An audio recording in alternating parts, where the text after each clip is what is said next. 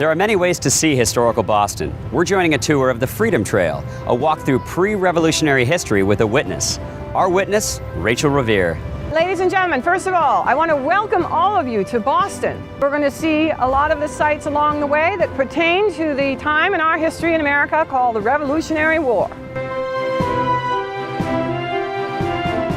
This is the third oldest burial ground in Boston. And I bring you here because there are more people buried here that have to do with the revolutionary effort than any other burial ground in New England.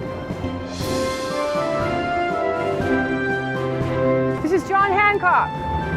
By the way, this carving of the man's face on this marker actually is what he looked like.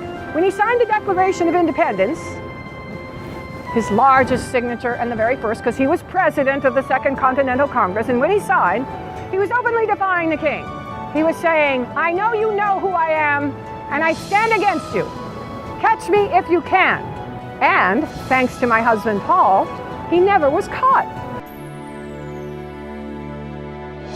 All right, this is the marker, the present-day marker of Mr. Paul Revere. I want to point this out. Look at this. This says Revere's tomb. It's a slate marker. Now, you can see the ordinary markers here are made of slate. If you had a lot of money, then you could afford a table tomb like this. Now, this marker is much more expensive. It's made of white marble. It was put here in the 1860s. They dressed up Revere's grave. He was not a John Hancock or a George Washington by any means. He would be shocked to find out how famous he is today. And this is because Henry Wadsworth Longfellow wrote a poem about him in 1860. He wrote a poem called The Midnight Ride of Paul Revere. And to this day, if you're from America, you usually have to read this poem somewhere along the line.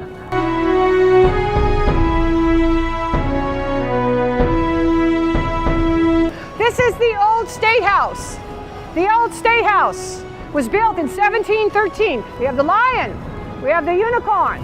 Those two carvings are images signifying the United Kingdom, united in 1707. This is the area where the Boston Massacre took place. It started with one man, one redcoat, guarding a customs house. The Patriots start threatening them, saying, "Fire! Fire on us if you dare!" That's how it all started, and the first musket discharged, and then the following soldiers also just in the confusion fired en masse.